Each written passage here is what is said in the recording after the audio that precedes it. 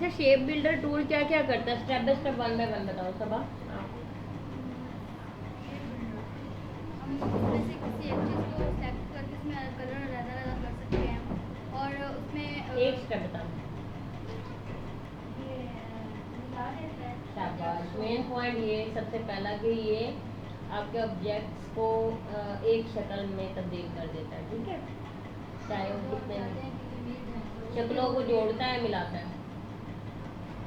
इसके अलावा इंटरसेक्टेड जो एरिया होता है उसको हम अलग से कलर भी कर सकते हैं। हाँ, और उसको कट करके आप अलग भी रख सकते हो, अलग से शेप वो यूज़ कर सकते हो किसी भी चीज़ के लिए, ठीक है। आप सर्कल लो,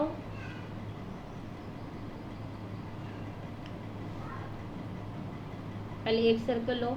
अच्छा, अगर आप कहो तो आप लोगों को ये इमेज पहले ट्रांसफ़र कर दूँ ताकि आप लोग कलर पिक कर सको। ऐसे भी ठीक है, ठीक है, ऐसे आइडिया लगा के फिर इस तरह के तकरीबन मिलता जुलता कलर कर लो। और इसको हम कर लेते हैं HSD से थोड़ा सा लाइट।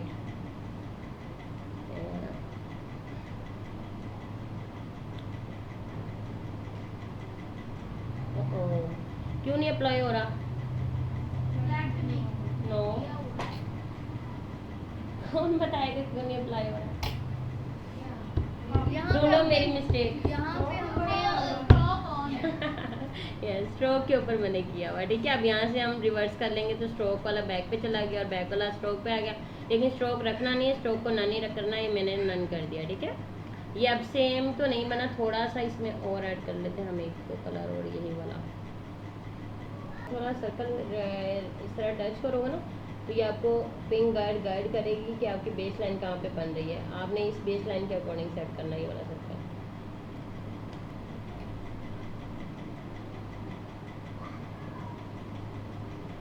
शेप बिल्डर टूल और सबके ऊपर ट्रेस कर दो, ठीक है। बढ़िया मिल गया, आपकी अपनी चॉइस, आप जैसे मर्जी सर्कल इस तरह रख के और ये क्लाउड बना सकते। हमने ये सर्कल लिया और शिफ्ट और आर्ट के साथ ही हमने एक और सर्कल लिया, ठीक है।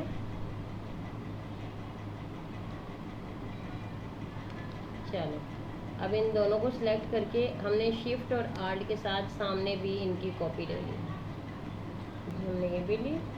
अच्छा, यहाँ पे आप लोग देखो, अगर मैं शेप बिल्डर टूल लेकर सिंपली, आपका भी हो गया बेटा, इसकी कॉपी ले लेना याद से, हमने नेक्स्ट पे एक और वो करना है डिज़ाइन क्रिएट, एक और आपको ऑब्जेक्ट इस शेप पे मैं समझाऊंगी। अब मैं सिंपली यहाँ से ऐसे लेके ड्रैग कर दूँ और ये चीज़ मेरी कंप्लीट हो गई, ठीक है। ओके, इसके अलावा आप अपना ग्रेडियंट इस तरह आगे सेट करना हो तो कर दो, सिंपली क्लिक करो और ड्रैग करो। लेकिन अगर यहाँ पे मैं एक और चीज़ मैं आपको दिखाऊँ, कल याद है मैंने आपको सिखाया था कि जब आपके पास इस तरह से 2 सर्कल्स हों, बल्कि इसी के ही ले लेते हैं हम लोग, मैं इसका ही एक कॉपी यहाँ पे लेती हूँ और एक यहाँ पे। मैंने आपको बताया था कि इंटरसेक्टेड एरिया हम अलग कर सकते हैं शेप बिल्डर टूल से, ऐसा ही है ना। यहाँ पे एक लीफ बन रहा है, मैं चाहूँ तो शेप बिल्डर टूल लूँ और यहाँ पे कोई और कलर लेकर इस सेंटर में वो कलर फिल कर सकती हूँ। अगर मैं फिल नहीं भी करना चाहती ना, कोई और कलर मैं चाहती हूँ इसी कलर में ये पार्ट अलग होकर मुझे मिल जाए और मैं उसकी इसी कलर में डिज़ाइनिंग करूँ, तो मैं सिंपली इस पर आके एक दफ़ा क्लिक कर दूँगी ना। अभी मैंने वो कलर लिया हुआ इसलिए बार बार अभी वही कलर फिल कर रहा है। हम यहाँ से दोबारा से करते हैं, यहाँ पे मैंने एक कॉपी ली इसकी। अब मैं सिंपली इसे शेप बिल्डर टूल लेकर सिंपली यहाँ पे एक दफ़ा क्लिक कर दूँगी ना, तो वो उसी कलर में उसने वो चीज़ मुझे अलग से डिवाइड करके या काट के तकसीम करके मुझे दे दी है। वो कैसे मुझे पता चलेगा? मैं सिलेक्शन टूल लेकर सिंपली मैंने सिलेक्शन हटाई इस दोनों सर्कल से अपनी, इसको आके एक दफ़ा बस क्लिक करके और मैंने ये देखिए साइड पे निकाल लिया। यानी कि आप अगर उसी कलर में अपने ओवरलैपिंग जो एक दूसरे को पाथ क्रॉस करते हुए जो डिज़ाइन बना रही है वो अलग से उसका वही टुकड़ा उठाना चाह रहे हो ना, तो सिंपली आप शेप बिल्डर टूल लो और उस टुकड़े पे आके या उस जगह पे आके एक दफ़ा क्लिक करोगे तो वो टुकड़ा आपको तोड़ के या डिवाइड करके तकसीम करके उठा के काट के दे देगा, ठीक है। अब यही चीज़ मैं यहाँ पे करूँगी। आपको सेंटर में एक ही स्टार का डिज़ाइन शो हो रहा होगा, हो रहा है ना। अब मैं यहाँ पे अगर शेप बिल्डर टूल लूँ और यहाँ पे आके सिंपली क्लिक करूँ ना, तो इसने ये वाला टुकड़ा, ये जो शेप एक बन रही थी ना, वो मुझे अलग से काट के दे दी है। वो मुझे कैसे पता चलेगा किसने काट के दे दी? मैं सिलेक्शन टूल लूँगी, सबके ऊपर से सिलेक्शन हटा के सिर्फ इस टुकड़े पे सिलेक्शन करके मैं ये निकाल के बाहर ले आई हूँ। सिंपली यही चीज़ यही इस डिज़ाइन में हुआ है, ठीक है। अच्छा, इस शेप को बनाने के लिए ना, अब ये देखिए 1 2 3 4 है। अब कोई मुझे बताएगा कि मुझे 4 ये शेप्स इस तरह की यहाँ से किस तरह से मिलेंगी? मुझे ये 4 शेप्स चाहिए, 1 2 3 4, लेकिन ये तो एक है।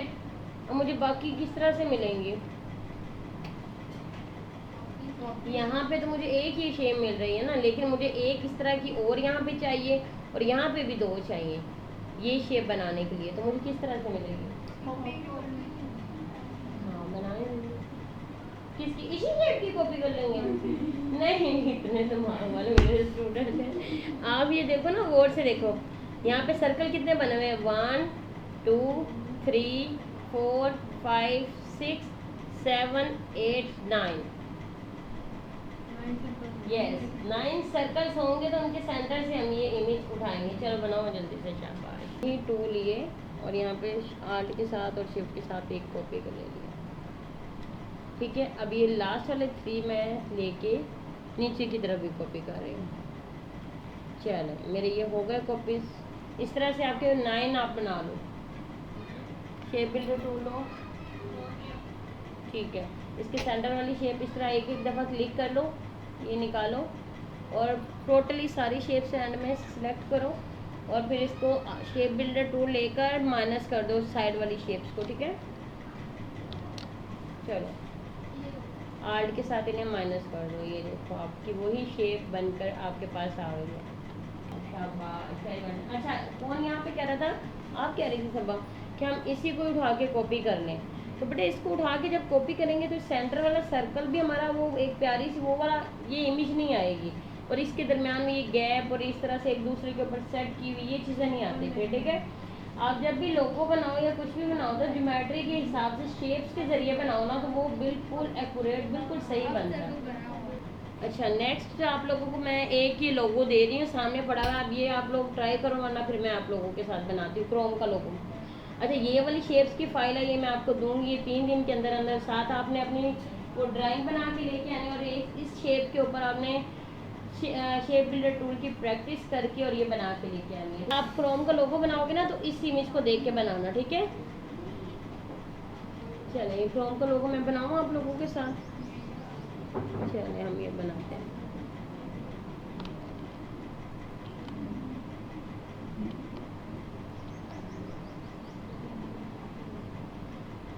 एक सर्कल बनाओ बेटे आप लोग, उसका स्ट्रोक आपने रखना है, ठीक है। फिल नहीं रखना। एक सेंटर में छोटा सर्कल बनाओ और एक बड़ा सर्कल बनाओ। इन दोनों को सिलेक्ट करके सेंटर अलाइन लाजमी कर लें। एक और इसी का ही छोटे वाले का ना सर्कल, सेम इसी का ही छोटा, एक और कंट्रोल C करो और कंट्रोल F करके उसको शिफ्ट के साथ छोटा कर लो ऐसे, और फिर इसको दोबारा सेंटर में अलाइन कर लो। 2 बना लेंगे फिर अलाइन करेंगे। 2 बनाने, 2 सर्कल बनाने के बाद अलाइन आपकी अपनी चॉइस है। आप तीसरा बना के तीनों को इकट्ठा अलाइन कर लो बेटा, ठीक है। हाँ, लाइन सेगमेंट टूल से एक लाइन बनाएंगे हम इस पाथ के बिल्कुल ऊपर, शिफ्ट के साथ बिल्कुल स्ट्रेट लाइन बनाओ। यहाँ पे जब आप आओगे ना, तो पिंक लाइन आपको बताएगी कि इसका सेंटर कहाँ पे है, तो इसके बिल्कुल सेंटर में आपने अब इसी तरह की इसी लाइन सेगमेंट टूल से एक और लाइन हमने इस रो में क्रिएट करनी है, ठीक है।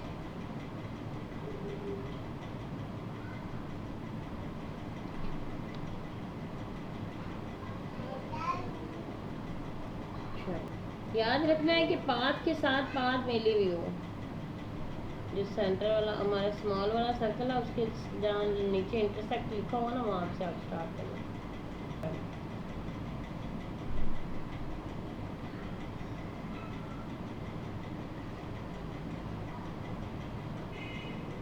बस सब बन गया।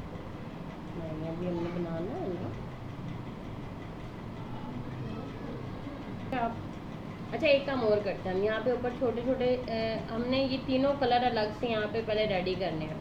यहाँ पे फिल कर रही हूँ और इस एक स्क्वायर में सिलेक्ट कर करके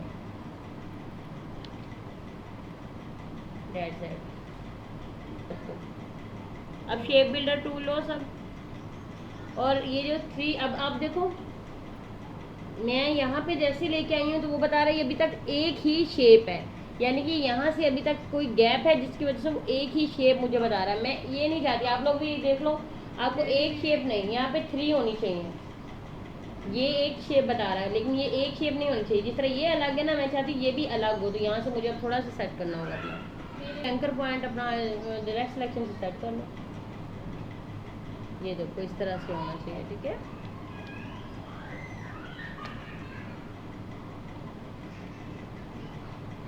अब मैं शेप बिल्डर टूल लेती हूँ। अब ये देखो ये अलग एक शेप बता रहा है, ठीक है। अब शेप बिल्डर टूल लेके तीनों पे एक एक दफ़ा क्लिक कर दो, ये तीनों पार्ट अलग अलग हो गए हैं। सिलेक्शन सबके हटाओ, इस शेप को सिर्फ अब सिलेक्ट करो, ये वाली को, और यहाँ पे आई ड्रॉपर से रेड कलर कर दो। ये लो, आई प्रेस करके आई ड्रॉपर टूल लो और यहाँ से अपना ये वाला कलर डालो इसके अंदर। इसी तरह फिर वी सिलेक्शन करो और यहाँ पे आई ड्रॉपर आई प्रेस करके ये वाला ग्रीन कलर लो और यहाँ पे फिल कर लो। अब रह गया हमारा सेंटर वाला सर्कल। सेंटर वाले सर्कल में हम लोगों ने आई ड्रॉपर से ब्लू कलर कर देना मैंने, और मैं आपको एंड में ब्लू कलर का नंबर बता दूंगी, इतने आप पहले वाला बनाओ सारा। और मैंने यहाँ पे स्ट्रोक रखा है, स्ट्रोक बिल्कुल नहीं रखना। अब ये वाली लाइन आपकी माइनस कर दो इस साइड से जो बन गई होंगी ये वाली। अच्छा इसका अब मैं क्या करूँगी, इसका हम जो है ना वाइट वो करते हैं और स्ट्रोक हटा देते हैं इसका। चलो बन गया हमारा लोगो। हम नेक्स्ट फ्लावर का थोड़ा आइडिया दे देते, बाकी फाइल आपको दे दूंगी, आप पूरे फ्लावर खुद बना के लाओगे घर से। बाकी ये पूरी फाइल ही आप लोगों को मैं दे दूंगी जितनी प्रैक्टिस इसकी। अच्छा फ्लावर ये बनाने के लिए आप लोगों ने क्या करना है, ये सर्कल ले लेना, एक वही सेम रोटेट टूल वाला है आइडिया, इसमें एक सर्कल बनाओ आप लोग। कलर अपनी आप आई ड्रॉपर, जब ये फाइल आपको दे दूंगी आई ड्रॉपर से ये कलर उसमें कर लेना।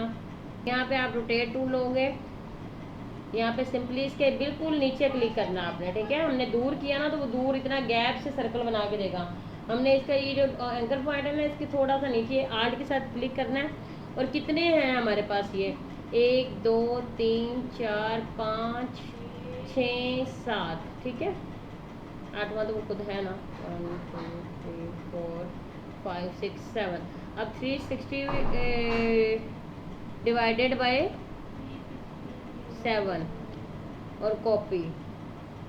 अब ये आप कंट्रोल D कर लो यहाँ से, ये आपका बन गया। आप कंट्रोल A करो, ओह सारे ऑब्जेक्टिव सेलेक्ट। अभी आपने टोटली इन सबको सिलेक्ट करके और शेप बिल्डर टूल से इन सब को आपने मिला दे। अब आपको फाइल दे देती हूँ, मंडे को करके लाना, ठीक है।